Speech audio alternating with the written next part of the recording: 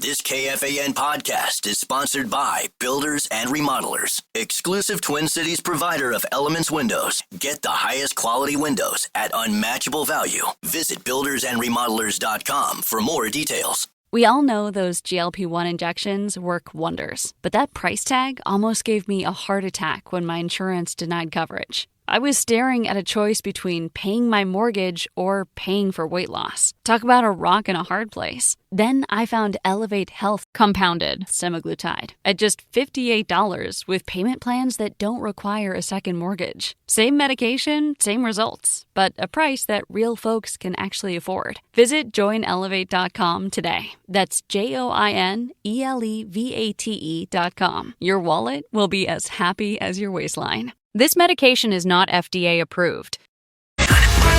Just in case you missed it, it's the top 5 sports talkers of the day. Now, it's time for Dan Barreiro's Top 5 at 5. Brought to you by Gutter Helmet of Minnesota. Never clean your gutters again. Learn more at gutterhelmetmn.com. Brett Blakemore is in charge of today's edition of the Top 5 at 5. In fact, he'll be with me, I assume you're in Sunday, another 2-hour show. Yes, sir. Because the Vikings have the evening game, so we got a lot of time to fill then. I'm sure we'll be able to be celebrating a big Gophers victory over Cal. Game that starts, I think, at midnight Saturday night. You'll have to get up to watch the highlights. That's probably true. What do we have? I'm not even going to pretend to talk wild. Not even going to give them that whole operation. By the way, how is Fallness doing? How is he handling the current speculation? He played Password earlier today and seemed fine. Seemed okay? I mean, you think he's in denial? He may be. Yeah. I just want a little bit of credit. Because I've been the only one saying this entire time saying it might be time to panic. Let's get this done. Yeah, I know. And everyone's saying, no. Well, yeah, that's because you panic all the time. I mean, how about a little restraint? If you panic all the time, sooner or later you're going to be right. And in this case, you might be. We'll see. A blind panic finds a nut eventually. But I was right, damn it. Well, anyway. We still don't know that you're right. Well, Hasn't happened. Has he gone anywhere?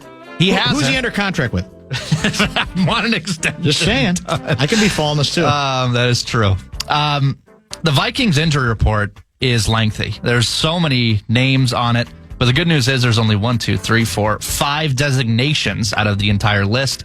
Out, Okudah, Van Ginkel, Darisaw, and questionable is Austin Keys, and questionable is Harrison Smith as well, who's limited with the illness. Everyone else should be good to go, but Darisaw to me is the biggest talker. There's no question. Yeah. Because again, maybe it's our fault.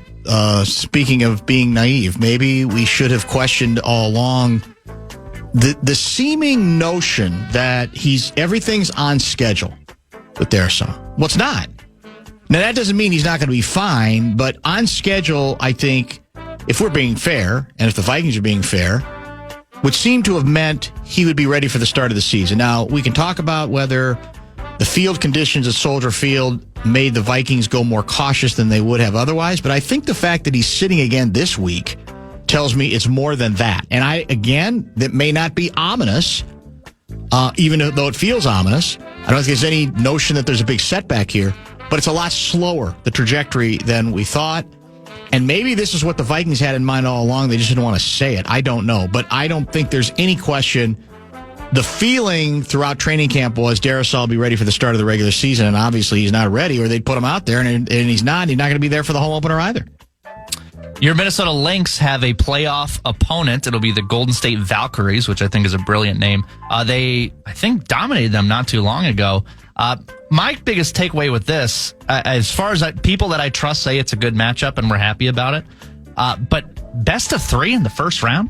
Like, we got best of 7 in the finals. 2 thumbs up, seal of approval from me. Yes. But, can we not even get best of 5 in the first round? Because I don't want to see them, have one bad game, now your back's against the wall. I just don't think that's fair. It's all along. I mean, part of it, I think, again, I assume, is money and commitment and all those sorts of things.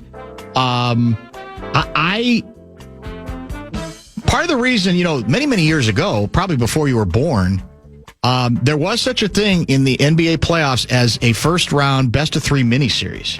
And part of the reason that went away, and even best of 5s went away, was for that very reason. It's like, oh my God, you lose one game, you could win 70 games in the regular season. You have an off night, you're one loss from elimination, and so that is the scary part of the way this is done. As you say, finals now are finally up to best of 7. You'd like to think in a best case approach, you're best of 7 throughout. And maybe we're heading that direction. Maybe that'll be part of the conversation regarding their new collective bargaining agreement, because I think that's coming up. But it's a team, most of the insiders believe this is the best first-round matchup you could imagine. I think we were 4-0 against the Valkyries. And there have been others that may have been a little bit more worrisome. But to your point, yeah, that's the risky, strange part about it, and it's part of the reason people tend to believe best of 7 is the way to go if you're really trying to get the best team. They played the Valkyries 2 out of their last 3 games and beat them both times yesterday, convincingly 72-53. So I'll take that matchup, especially. Let's go football here. I think this is just a matter of time, but Jackson Dart, the Giants QB2, was in the headlines because he said, quote, "I'll be ready whenever my number is called." I think this is a ticking time bomb. Yeah, I mean, he could start this week as far as I'm concerned. When do you think Jackson Dart's going to start? Here's the problem. I just don't know if I trust the coach. I don't know if I trust that organization to make any of these decisions. I think it's becoming increasingly clear that Russell Wilson is pretty close to done. And I was a big Russell Wilson guy. I think he actually got too much heat from time to time. In his prime, I thought he was a hell of a quarterback, man. Now, I get the other stuff, makes people roll their eyes, and he can be phony and all that stuff. But again, there's a lot of phony, great quarterbacks. And if you're good enough, it's not going to matter. The problem is he's not good enough any longer. So part of me says, yeah, go ahead and make the switch. I'm still not convinced he's got the right infrastructure, and I'm still not convinced he's got the right coaching anyway to get the most out of him. So it seems to me that whole organization, it's hard to trust anything they do. But maybe this is the kind of, adrenaline rush moment that can change everything. So I wouldn't be surprised. If I were them, I wouldn't have signed Russell. That's where this gets funky. If you proclaim him the guy and you start the season with him as number 1 quarterback, I think you do look a little silly if after 1 week, after making the offseason commitment, you're saying we're moving on. At that point, I don't trust anything that you do. It seems inevitable, though, that the change will be made. In 49er land, Brock Purdy ruled out. He'll be missing, I believe, 2 to 5 weeks with a turf toe. Who is their backup? I don't even know if I know. Remember this name, Mac Jones. Oh, yeah. Okay. Mac Jones. Former Patriot, right? Yep, that is correct. Yeah. So he'll get the start against the Saints, which, for the record, is a really, really bad football team with Rattlers, their QB. But the injuries are starting to pile up. Well, McCaffrey, he's been fully practicing, but he's got calf issues. Kittle's hurt as well. It's not looking good for the Niners have been, it seems like for the last couple of years at least, significant injuries, as you say. And this will be a good test for the infrastructure question, because obviously the team around Jones is a lot better than the team he had in New England. So can he be serviceable for a week or two because he's got enough people? Well, maybe there's still not enough people because of the injuries too. I don't know. Everybody assumed the Niners are going to have a big bounce back, largely because they allegedly have one of the easiest schedules in football. But if they keep having the injury issues, and when you say calf with McCaffrey, man, or any player, yeah, I get, and given his history too, that's got to be very, very concerning. Absolutely. Finally, more injuries to potentially good football teams. The Chiefs, Xavier Worthy, I didn't think he was going to play at all after seeing Kelsey just obliterate him in Brazil. Yes. Listed as doubtful. He did practice in a limited sense Thursday and today, but doubtful for Xavier Worthy. So they're going to have to rely on guys like Hollywood Brown to get it done against a really, really good Eagles club. That's the matchup people are going to look at, obviously, because of what it represents from a year ago. And I keep getting that feeling that Kansas City is just kind of slipping a little bit. It's inevitable that it's just finally catching up with them. But again, it's early enough in the season where would I be shocked if Kansas City could take care of business? No, most assuredly would not. But it sounds really silly to say this because they made it to the Super Bowl last year, but I felt like the slippage was obvious, and they just sort of showed their resourcefulness and they used their own equity to their advantage to sort of still stay just ahead of the pack enough. But they weren't dominating anybody at this point. And meanwhile, I think I get the feeling that the Eagles are just kind of getting better and in some ways might even be better than the team they had a year ago. There you have it. That's 5. That's outstanding. We'll get a couple things in between now and 5:30. We've got Lavelle. If you have questions for him, hit the Bradshaw and Bryant KFAN text line. That number is 64686. Back in just a couple minutes here on the Fan. If you missed us out of the state fair, don't worry. You can shop all of our 2025 fair designs at the KFAN Pro Shop right now. Be on the lookout for brand new variations as well. You can secure your new KFAN swag today, including the 2025 Corn Sweat Survivors shirt, KFAN.com/store.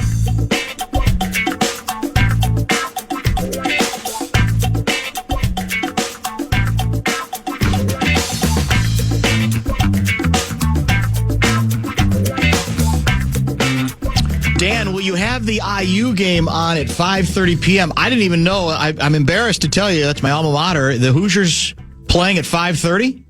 Will you find out who they're playing, first of all, Brett Blakemore? I don't know. I'm assuming it's another cupcake because that's the strategy that's being deployed by Indiana University. And they're not the only ones to do it. I get it. But it does nothing for me. I understand they can look at last year and say, well, look where it got us, because then they were able to follow that up in the Big Ten and do surprisingly well. But it's a waste. You know, somebody said, again, I got another text from somebody who said, Dan, you didn't really spend much time on the Gopher game on sermons. And I said it at the end of the show. I gave it as much time as it merited, which was no time. That game had no merit. They can play it and they can defend playing it, because everybody else was playing cupcakes that week, blah, blah, blah. Now, they're cupcakes and cupcakes. I'll still maintain that level of cupcake it transcends the genre, quite frankly, Northwestern State. But God bless you.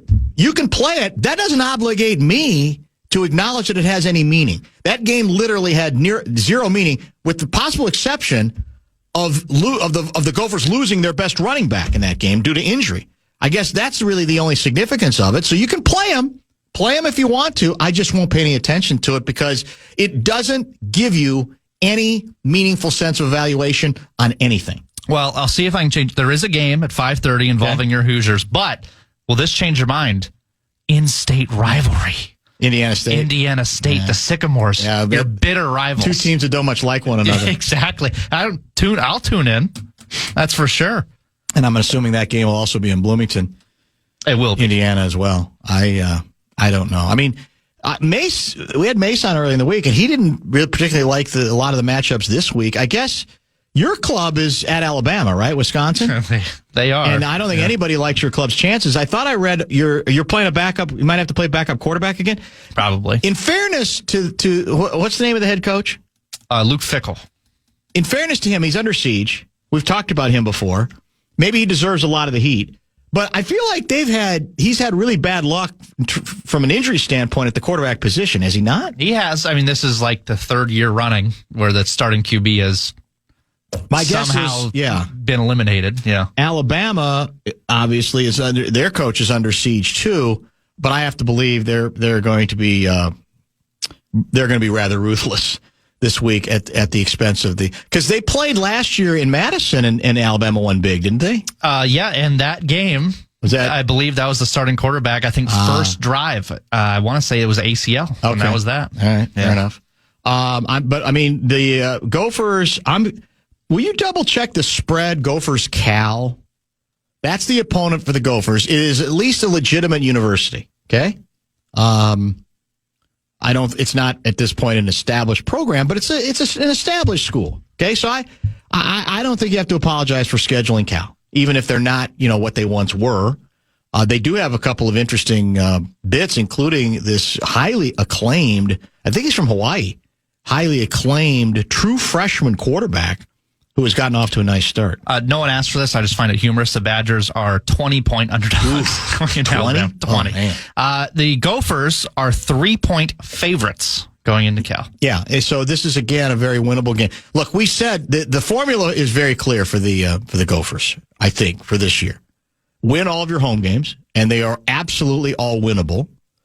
And then even if you get killed on the road at Ohio State, and I think at Oregon later, you're still you win games like this too. So you keep your record gaudy, then you're going to be in the postseason national championship tournament. You're going to be the Indiana of 2025. Now, whether they can do that or not, I don't know, because there are a couple of the home games that are losable, but they're all winnable.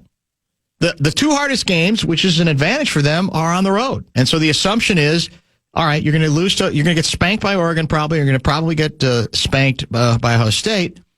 But check the numbers. I mean, you win the rest of them, you're in it. Just like Indiana was a year ago. You may not be highly acclaimed, but you're going to be in it.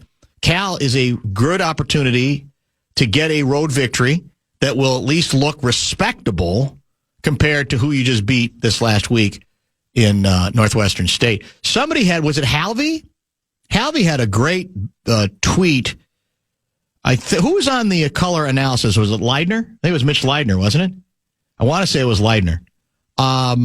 And whoever it was, the Gophers at this point were already up like 50, and it was like a 3rd and 7 in the red zone, or 3rd and 5. I don't remember exactly what it was. And color analyst guy said this is a crucial play for the Gophers. Was it Daryl Thompson? No, it was not Daryl Thompson. It was TV, and I think it was Leidner. TV, okay. Yeah, I think it was Mitch Leidner, pretty sure. But in any case, there's not a single play was crucial in that game. Not one. It's just the nature of it. They did what they were, I guess you could say, supposed to do. Did PJ at least have the decency to not crowd surf into the locker room like he usually does? Or in the name of consistency, did he do it even after that stupidity of a football game? I guess we'll never know. Do we know? I should have asked I'm not Guardsy. sure. Guardsy would know. Guardsy would know. He was probably in there doing it with him.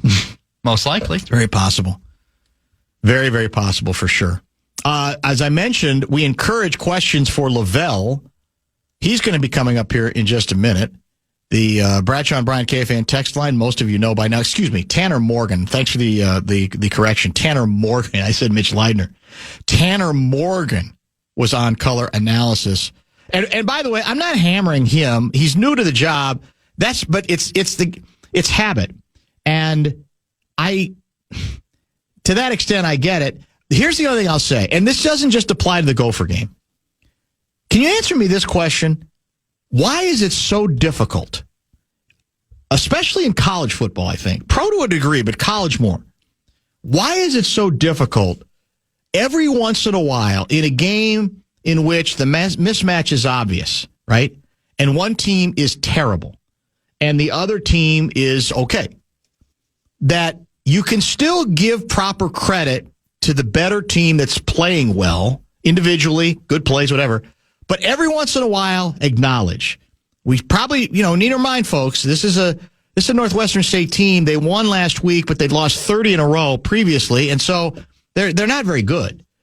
I don't understand. There must be some kind of a meeting all of the college analysts have, especially Big Ten games, where you go from the Big Ten Network, maybe, I don't know, where you go, hey, look, guys, the last thing we want to do is downplay any good performances because we're all in this together in the Big Ten, and we want to hold up these teams, give them the credit that they've so richly earned, and maybe that's why there's just this. It's almost like this mortal fear of every once in a while. You have to make it the whole episode, the whole show. Just acknowledge, well, this is a beatdown, and frankly, it probably should be. Because the other team is doing this, this, and this, or the other team has 52 new players, or the other team has lost 25 of the last 28 conference games, whatever it is. It's part of the record. It shouldn't be a problem, but on the college TV broadcast, it almost always is. A couple of people are saying PJ did serve. And I'm sure he would say, in the name of consistency, that's what we do. He did a sprint at the quarter mark to the other side of the field. We were up 50 by that point. The cameras cut to him? Yes. Make sure that we show it? The camera absolutely cut to him. Absolutely and totally did exactly that. I mentioned questions for Lavelle. Bradshaw and Bryant KFAN text line, 888-203-4686. We will talk a lot of NFC North with him for sure. I'm hoping we don't have to talk a lot of Twins, but you know what? We should. Come to think of it, anybody else see that now it's not just Joe Ryan, it's Buck kind of saying, come on, management, let's get it going a little bit here. I might be a lifetime Twin guy who's got the no trade who never wants to leave, but I'd like to see us get something going. I think the quote, I'll find it, is we've already, since I've been here, we've done the rebuilding thing 3 times. I loved hearing that again from another main player, and this guy's the biggest. So maybe it'll rattle some cages at Target Field. We'll see if Lavelle knew anything about it or is aware of any of it, and lots of football conversation with him when we return. Vikings football is back, and we've got your shot at tickets to Sunday's game by showing us your purple preset. Set KFAN as a preset on the new and improved iHeartRadio app. Screenshot it and post it with the hashtag KFAN Purple Preset to your social media. Make sure you follow and tag KFAN as well. Winners will be DM'd today. Get full rules, KFAN.com, keyword contest.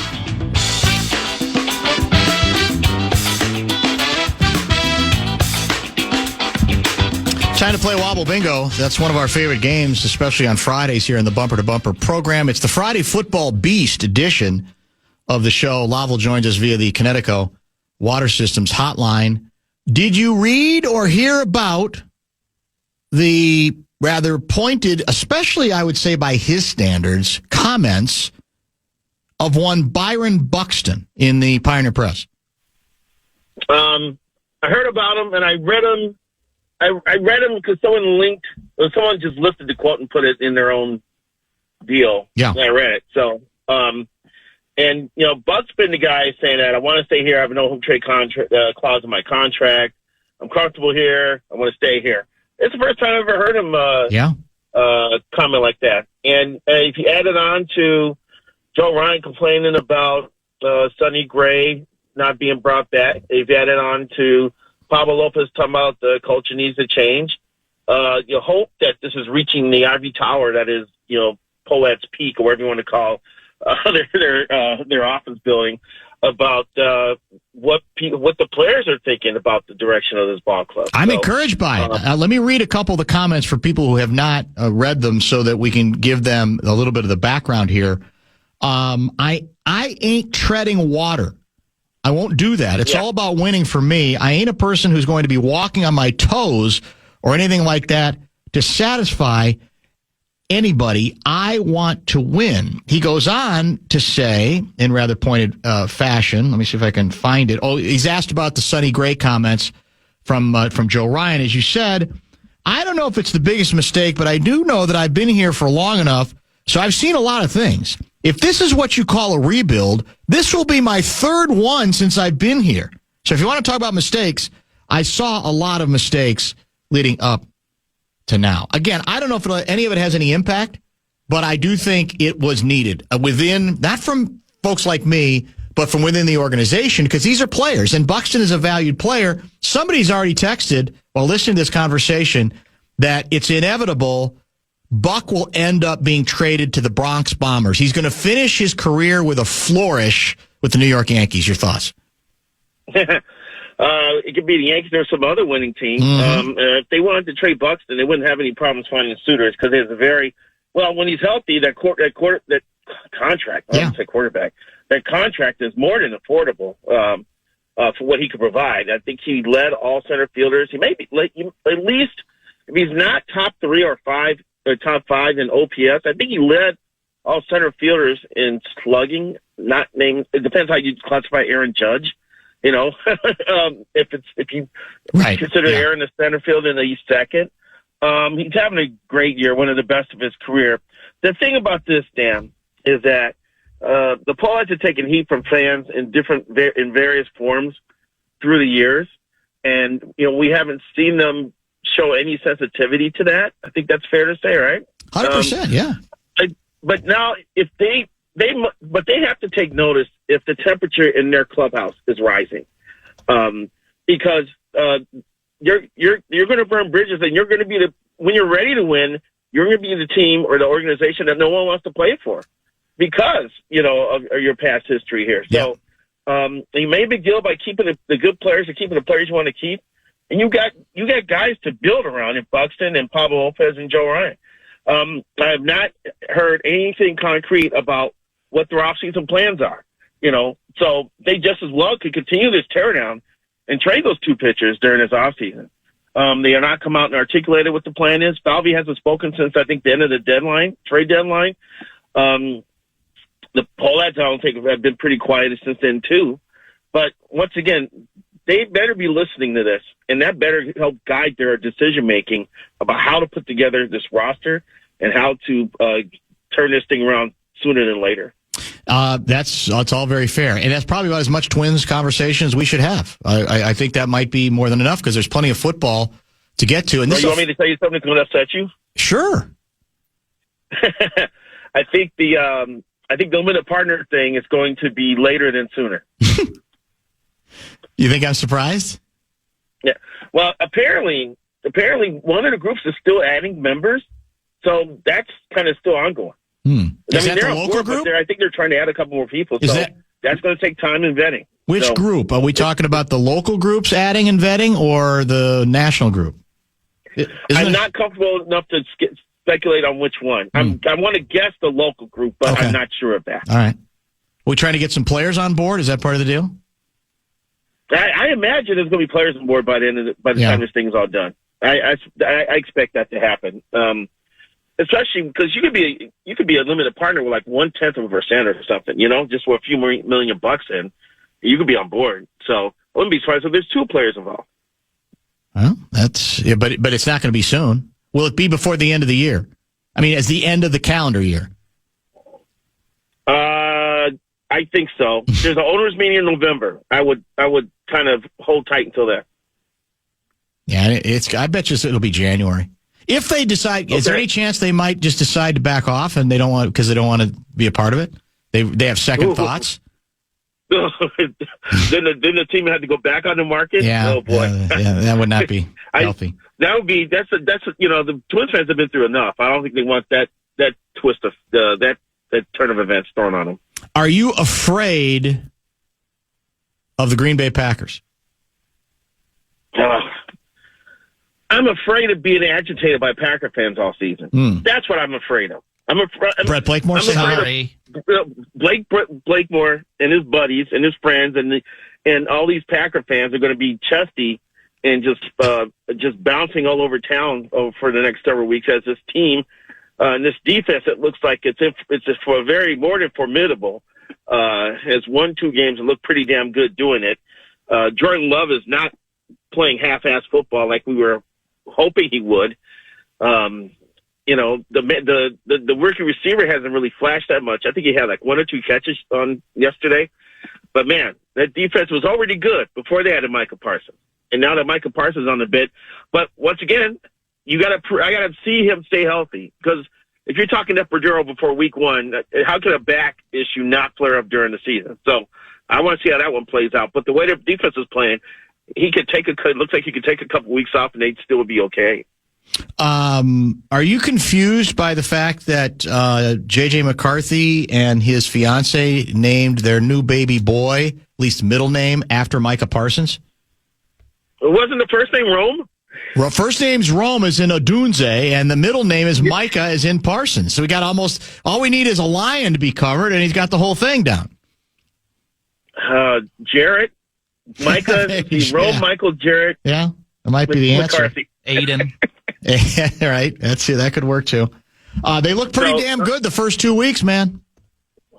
Yeah, they did. And it helps when you have a running back like Josh Jacobs.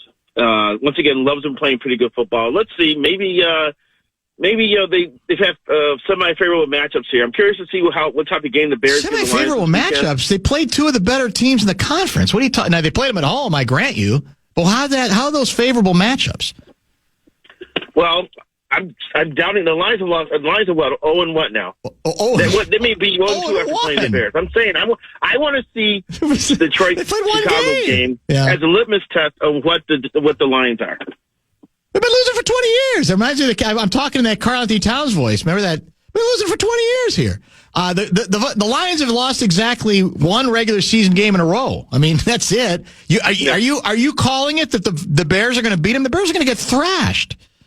No, I was listening to you earlier. You talking about the Chiefs may be slipping a little bit. Yeah. Maybe because of the departures and when are a couple of linemen are not there anymore. They're not as good. Maybe the Lions are slipping. No, I think it's fair to wonder whether they'll be as good as they were a year ago, but I still think they're a legitimate opponent. I'm not going to say, because it wasn't just Green Bay's won these first two. They've dominated both games. I mean, they've been very thorough victories. Now, I'm not ready to start the Super Bowl parade. I'm not going to take anything away from Green Bay. It's been two very comprehensive weeks of wins here. So everybody hates your guy, man. It's amazing. In the last week on this show, no fewer than 4, maybe 5 football analysts, both college and pro. That includes folks like Sean Salisbury. He got into it. Who did we talk to about this yesterday? I can't even remember. But they've all come to the same conclusion that your guy's body language, Caleb Williams' body language, continues to be icky. To be, are you with us? Are you against us? And he looks like he's in pain on the sidelines and nobody's talking to him on the sidelines. And I'm just telling you, man, we know about his physical talent, but I might be ready to call for Tyson Bagent. I don't care about Caleb Williams' body language. What I care about him is not throwing the ball to open receivers, which I sat there next to Dame Mizutani of the Pioneer Press on Monday night in Chicago, and we're like, oh, he's got to make that pass. Yeah. Hey, that guy's open. I mean, there was a stat. It was crazy that Bears receivers had an average of 4 yards of separation on the Vikings in that game. Is that right? Which was like the largest of any week one game. And Caleb Williams' expected completion, there's something called expected completion, was minus 13%, which was tied for the worst. He had dudes open, man. I don't know if because Ben Johnson can scheme against Brian Flores and it just didn't work out because of the quarterback situation, or because Harry wasn't on the field, orchestrating some stuff. Yeah. But when you got guys 4 yards open, you got to throw the damn ball, man.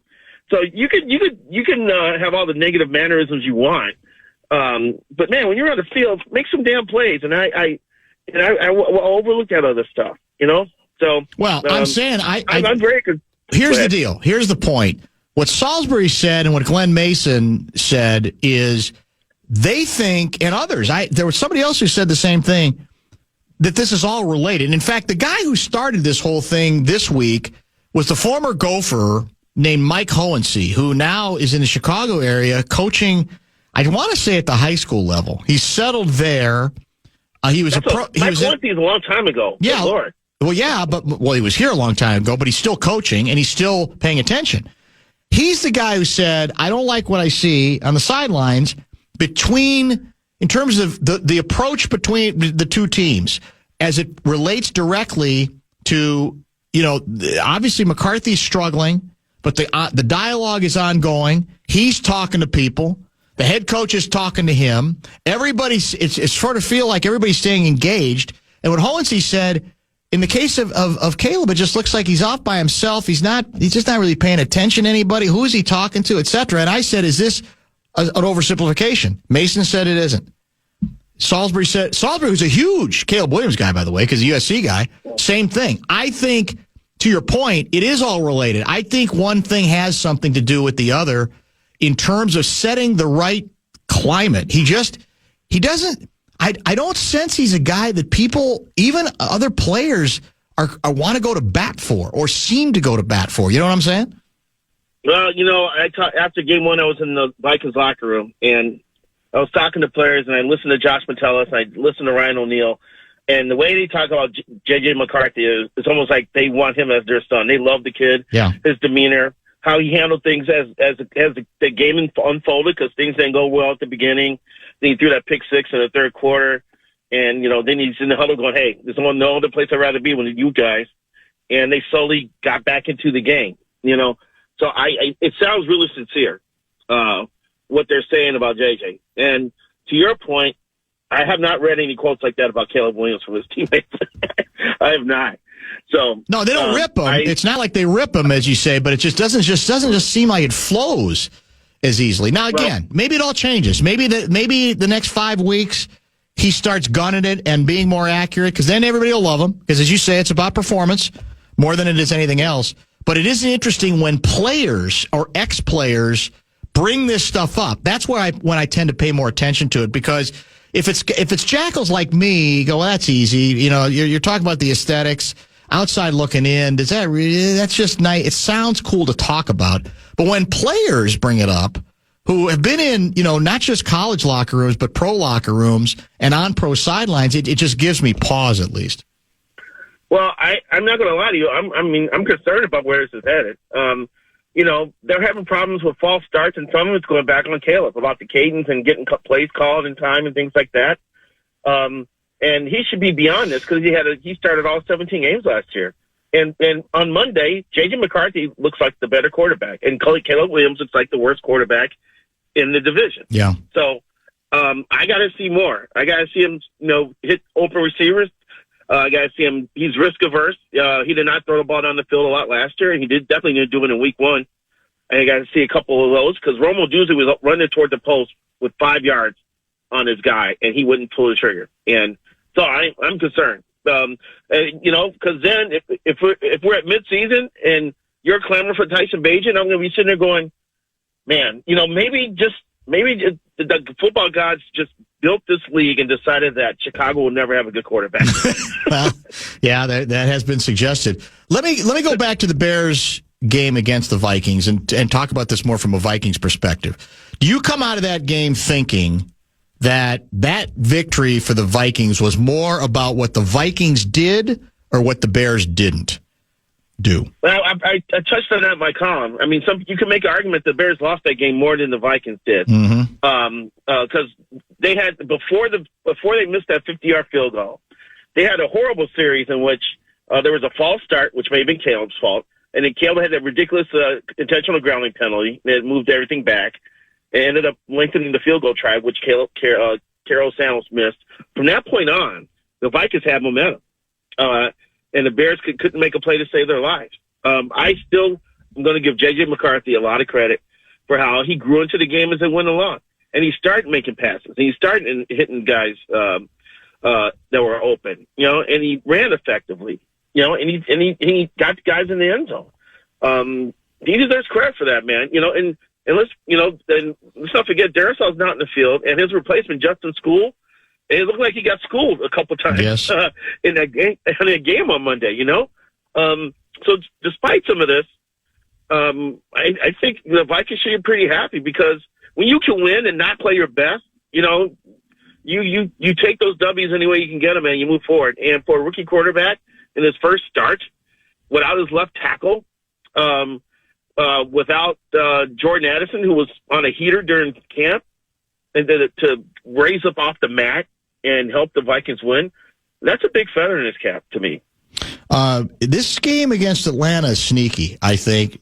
Not because I don't think the Vikings are better, because I think they are, but the injuries are piling up. And you mentioned Darisaul. He's already been ruled out for this game as well, which, again, kind of troubles me, because you Jackals seemingly were saying everything's fine. He's right on time. They're taking him at the right pace throughout training camp, but he will be ready for the start of the regular season. And we're finding out, obviously, either they never meant that, or there's been enough of a setback or enough caution flags are out there that they're deciding to go a little bit slower. And it can't just be the Soldier Field turf, because it ain't at Soldier Field this week. It's in Minnesota. So I think this matchup is tricky for the Vikings. The defensive absences are piling up. Harrison Smith is still questionable. I should say. Van Ginkel is out, and you got some defensive backs. You were already thin at defensive back anyway, let alone the injuries we're facing there. So I think this is a tricky little ball game. I picked the Vikings. I picked the Vikings to win, but Atlanta to cover. I would not even be stunned, I will tell you, if Atlanta wins the game. I think the fact that the Vikings are going against Michael Penix is a big plus on their side. Brian Flores gets a scheme against another developing quarterback. They like the run defense. The Vikings showed against the Bears in Week 1. So yes. That's gonna be a factor. And if the D line can control the line of scrimmage, I like their chances of winning. True. If Penix gets in a situation where he can exploit the loss of Van Ginkel and maybe some backups on the field, that would be concerning. But I think pass rush will be a factor on Sunday here at home. So I think the Vikings are going to win. I don't know. What is the spread, by the way? 3.5. Is that what we went with in the Vikings game? I believe 3.5. Yep. Vikings are favored by 3.5. Yep. Right. I think it's a 3-point game. I think because of lack of preseason games, I think teams, we'll see what a team really is Week 2 after Week 1. I'm not saying that teams make the biggest jump between Week 1 and Week 2, but they have time. They have more opportunities to clean up stuff coming off of Week 1. So I want to see the Vikings raise their game a little bit. I like their chances. I'm going to call a 27-20. Well, the Bears game was 27-24. I don't want to go with the same score. I'm going 30-23 Vikings. Ooh, 7 by 7. Okay. You got. We know how connected you are to the hockey community. Should panic legitimately be setting in regarding the Kaprizov story, indicating that at least the $16 million a year offer has indeed been turned down? Does that mean Kaprizov simply is playing the game and wants more money? Or does this mean there's trouble in paradise and that deep down he doesn't want to stay here and he's not interested in signing long term until this team proves it is worthy of being a Stanley Cup contender? I can't believe that Kirill would not want to stay here. I think the Wild do have some things going for them. They've got a maturing core, if you include Boldy and Faber and those guys. I'm wondering, because I think Russo was with you at the State Fair, and he said if he turns this down, then he doesn't want to be here. I think Russo was pretty blunt about that at the time. I'm not ready to go there because his agent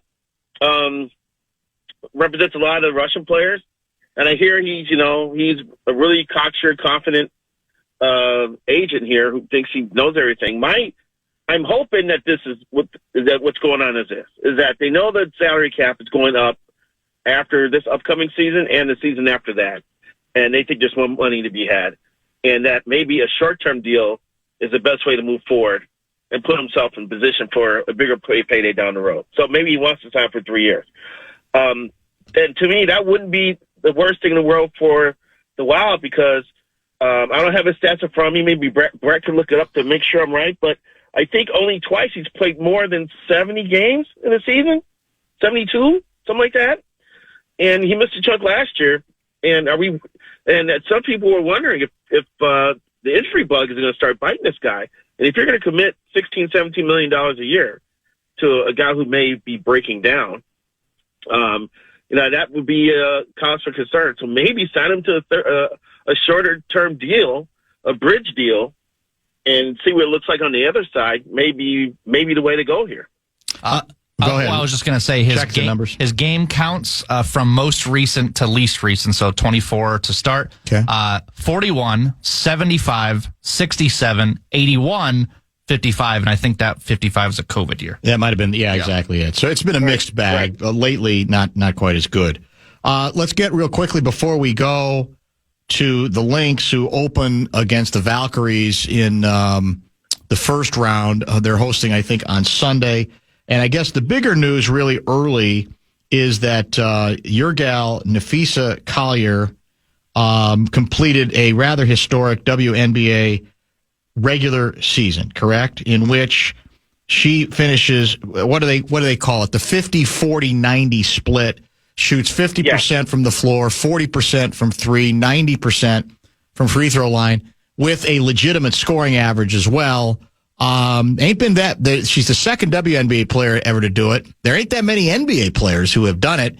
So is she, despite Vegas's run at the end of the season, and despite the number of games she has missed due to injury, do you still believe Nafisa Collier is the MVP candidate to beat? To beat, I think I think it's going to be very close now. What A.J. Wilson did over the last 16 games with the Aces was ridiculous. That team just played out of their minds, and she was a force, and I think she passed Fee in scoring and definitely has her outgunned in rebounding. But if you look at Fee, she is the most complete player to me in the WNBA because she could score, she could defend, she grabs a decent amount of rebounds. She blocks shots. I believe she's fifth in block shots. It's somewhere in the top 8 or something like that. And she gets a couple steals. She does everything for that team. And that's why I think if you face the Lynx in a series, if you can't neutralize her, and I don't think you can, because she can find ways to beat you, so many different ways to beat you, that makes her the best player in the league. I don't know what the votes will do. I don't know if the votes will do after the postseason. I don't know the votes will probably do now, right at the end of the regular season. The rhetoric about A.J. Wilson started building over the last 2 weeks. It did. But the fact that Fee has done this, I think should give some voters pause here and consider that the only other player to do this was Elena Deladonna. I hope I'm pronouncing her name correctly. And she won the MVP award that year she did it. So I think Fee deserves to win, if you're asking me. Hold on one second. I want to get to I do too, because they have been easily the best team all season, right? They may not have a winning streak like this, but if you put in the totality of the whole season, I just don't think you can argue with the fact that she has been obviously the best player on easily over the course of the season, the most dominant team. Texter 612 wants to remind you, Lavelle, that your Monday Gophers gamer deadline is fast approaching later tonight. Wow. Yeah. That's just vicious. Yeah. I can't help but chuckle, but it's vicious. Yeah, I mean, the change is coming, man. Yeah, I mean, you saw the announcement about our printing press being closed down in December, and it's not now good. We're going to print the paper in Iowa, which is just weird to me. You know, I was telling Brad Biggs, our buddy Brad Biggs in Chicago, about it. Well, we moved our printing press out to Schaumburg. I was like, well, driving to Schaumburg from downtown Chicago is like going to Iowa. So yeah, pretty close. You're right. That's true. I said that in jest, actually. But, yeah, he's right. I mean, unfortunately, the Lynx game, I'm covering the Lynx game Sunday for Monday, game 1. And unfortunately, it's at noon. I was really sweating it out because they had a 7 p.m. slot and a 9 p.m. slot. I was like, we're not going to get this score in the paper, this game in the paper if it starts at 7, just because of deadlines. And plus the Vikings are playing too. That just would have been totally overshadowed. It made no sense. So I'm glad the league has the Lynx teed up for the noon game. I'll have plenty of time to get a complete and thorough story and analysis in the paper Monday. Have a wonderful weekend, and we will chat next week.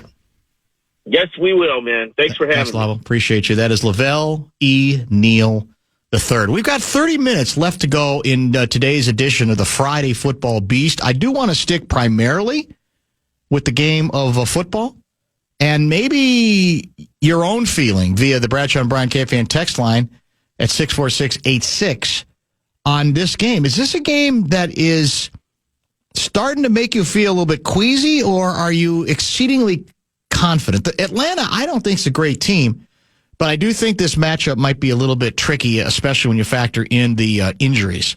On the other hand, it's the home opener. The place will be stoked. Presumably the Vikings players will be stoked for all the obvious reasons, the fact that they're 1-0. So we'll get into all of that and more in our final half hour. Don't go away. You want a chance to win a Vikings away game trip for 4 to the November 23rd game in Green Bay? This could be your year. Visit the Minnesota Lottery booth at the Vikings kickoff concert Sunday, September 14th. That's this Sunday. Before Russell Dickerson takes the stage to enter, Minnesota Lottery must be 18 or older to play. Well, I'm going to call an audible from the original plan to talk more Vikings. We'll certainly have time to do that on a 2-hour edition of Sermons, and we've talked plenty of Vikings today with several guests, including Mike Tice, filling in capably for Carl Gerbschmidt, and maybe permanently, based on Gerbschmidt's attitude and rhetoric regarding how much he feels wronged from a contractual standpoint. But I guess as another example of my far left bias, politically speaking, we're going to spend some time on a KARE 11 investigation that I think has just dropped. Let me see when this, well, actually it says 10 hours ago, but this is the first time I'd seen it, and I saw it via a retweet from our guy Lou Ragoose. Here's the headline.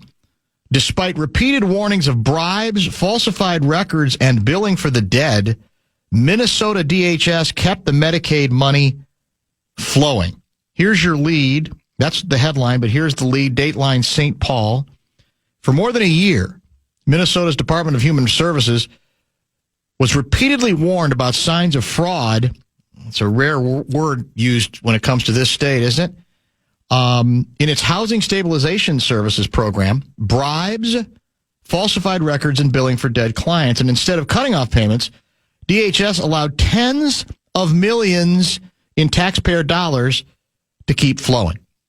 The Medicaid-funded HSS program, designed to help elderly and disabled Minnesotans find and maintain housing, was launched in 2020, quickly exploded in cost, reaching more than $100 million in 2024, on pace to top $120 million this year before plans to terminate the program were announced in August. I think we did talk about it, this particular fraud at that point. This investigation, though, seems to go a little bit deeper.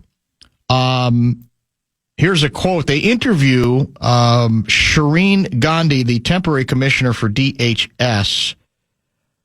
Our old processes, based on the type of fraud we used to see, were not enough. It was not sufficient.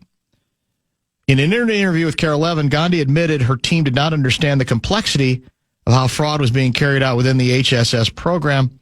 The claims coming into us looked legitimate on the face, she said, and you need to use data in new ways to uncover what may be fraudulent and then investigate that. But according to the KARE 11 investigators, records obtained through a KARE 11 data request tell a story of ignored warnings submitted directly to DHS. KARE 11 investigates discovered reports of fraud within HSS date back nearly 2 years, and sounding the alarm was Hennepin Health, the county-run managed care organization, MCO, which, according to internal records, started receiving feedback in October 2023 about HSS providers aggressively approaching their members, offering money to sign up for services, and then not delivering the housing help as claimed. On March 15th, 2024, Hennepin Health made its first written complaint to the state. Hennepin Health's senior manager of, let me back up. Hennepin Health's senior manager of provider operations, Nicole Helmberger, emailed DHS staffers Jennifer Yang and Brittany Mogensen about a prior meeting where she, on behalf of Hennepin Health and other health plans, flagged patterns of behavior and billing that raised our eyebrows. At that time, we were asked to forward any information to either/both of you.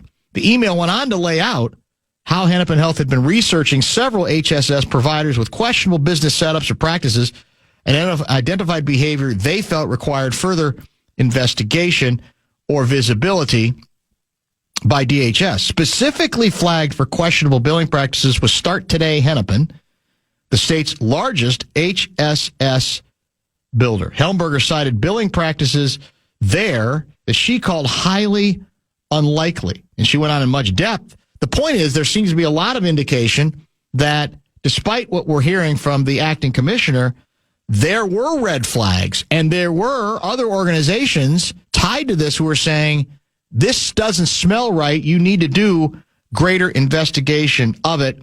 And it absolutely went nowhere. So stay tuned. There may be, I'm sure there'll be more reaction. This particular fraud we've read about and heard about previously, but this is an interesting tentacle here, having to do with even this notion that, well, this is so sophisticated that we didn't really have any safeguards in place that could handle the cheating, which in of itself is quite an indictment.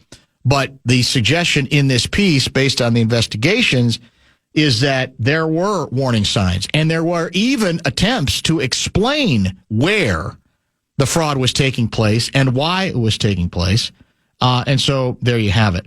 Hennepin Health was not the only entity warning DHS of fraud. In August, the nonprofit housing advocacy group Hearth Connection included its concerns in a report titled Community Feedback on Housing Stabilization Services. It was a 25-page report and identified reports of predatory activity to enroll individuals without their knowledge increasing and a lack of centralized reporting and response mechanisms. It goes on even from there, and I'm kind of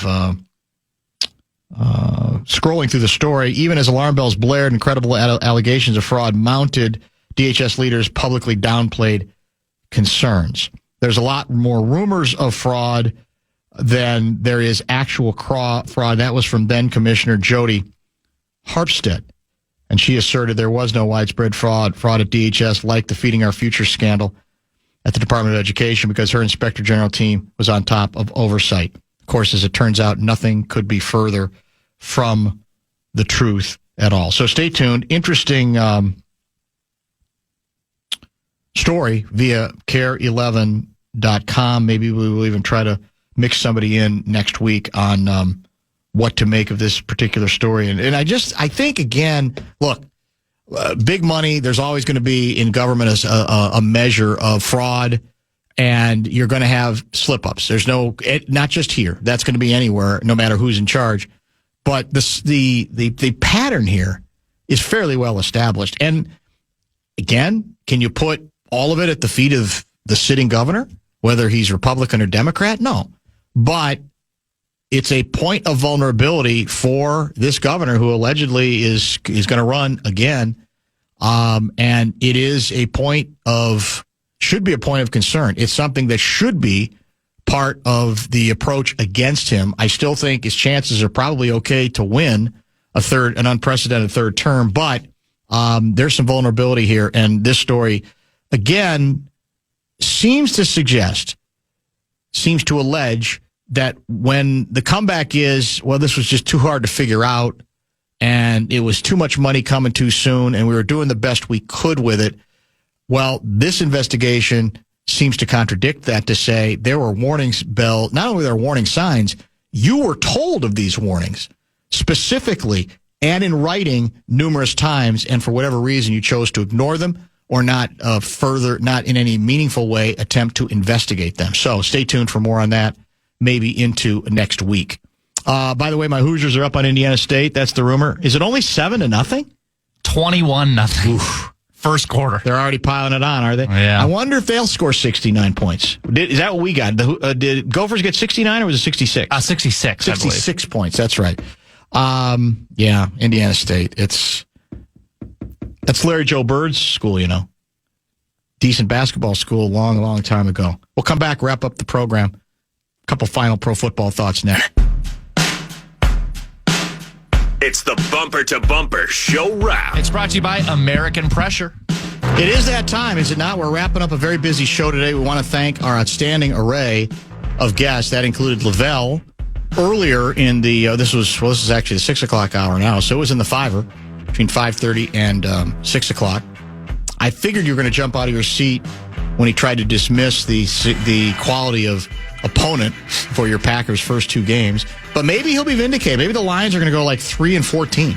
Maybe they'll completely collapse. I mean, the Commanders were in the NFC Championship game last year. They certainly were. But thank you to Lavelle. I'm about to sneeze. Excuse me. Thank you. Also, big thanks to Ben Gessling, who joined at 4:30. And the biggest, I think, thank you of all, Iron Mike Tice joined us between 3:30 or 4 for the award-winning prediction segment. Is that permanent? I doubt it, because I don't think Tice would want to be committed that long. But we obviously needed somebody for this week at least, and maybe we're going to need somebody every week, because the latest I've heard from Carl Gerbschmidt is he's cut the cord. He's negotiating with several Wisconsin Homer stations, and we may never see him again. I've not ever said I'd never bring him back. I'm out on this. I just have no inside working knowledge on any of it. So I rule nothing out about the future, but I knew we needed somebody this week because he's playing the game right now. And what we needed, I think, to say as a station to him is, we love having you. It's been a hell of a run, but we ain't going to curl up in the fetal position. If you want to go, go. If you want to find a way to come back. We'd love to have you. So in the meantime, we're still going to do the show. We're still going to do the segment. whether he is a part of it or not. And I thought it went quite well with Mike Tice today. What's coming up tonight? X's and O's? Vikings X's and O's? We have got 2-minute warning. Oh, that's what it's called now. Yes. Yeah, 2-minute warning. I love it. 2-minute warning. That's also Vikings programming after we wrap up. As I mentioned, because it's a Sunday night game for the Purple, second straight week, it's a night game. Sunday Sermons is live and local from 9 until 11. So whether there's going to be a Gopher Football Sunday show or not, I think is up in the air because of Guardsy's schedule, trying to get back from Cal. Wow. But we'll be on 9 to 11. We'll preview more of the NFL weekend, including the Sunday night game, and maybe look back, if I'm still awake for it, from the night, if I actually watch it, the Golden Gophers road game in Berkeley to take on the Cal Golden Bears. And also might have to review what your Wisconsin Badger Club does at Alabama. And certainly will review what my Hoosiers are already doing to the Indiana State. I think they're the Sycamores, aren't they? They are. Indiana State, I should know, I'm a Hoosier. Indiana State Sycamores. 21-0, was that the last score you saw? That's the last I saw. They're in the second now. One thing is for sure, if Gopher Football Sunday is or is not happening, what is happening is Packer preview before and review. Isn't this before. like another big anniversary year or something? Did I hear? Year 30. Year 30. So you guys, I'm 28. That's crazy. So, That's absolutely crazy. How haughty is he? I'm assuming Seneca's pretty haughty. Yeah. You were there. You went. How was your Lambeau experience? You've been there before, but it was a good time last night. It was. It was a great time. I was there in the crowd where we were chanting "Thank you, Jerry" after in the post game when Micah was on, which was fun. I absolutely had a ball with it. It was great. Yeah, and he they didn't have to shoot him up again, did they? They never did. Yeah. So maybe did he? How many? Did he play about half the time or a little more than that? I think they gave him a little bit more, but he started to voice like, "All right, I'm ready." Yeah.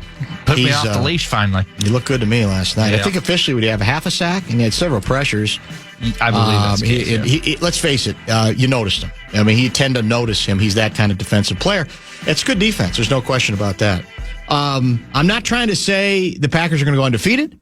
I'm not even here to say that they're on the way to the Super Bowl. I'm saying they are, I think, definitely more formidable than a year ago, especially if, and I agree with, was it Tice who said this? That Jordan, no, it might have been Gessling, that somebody said Jordan Love so far this season looks a little less reckless. That was my one complaint about him last year.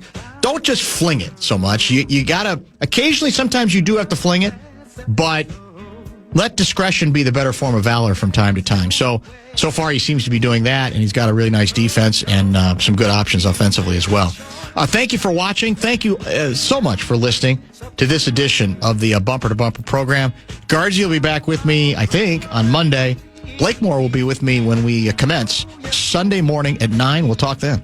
Baby, whenever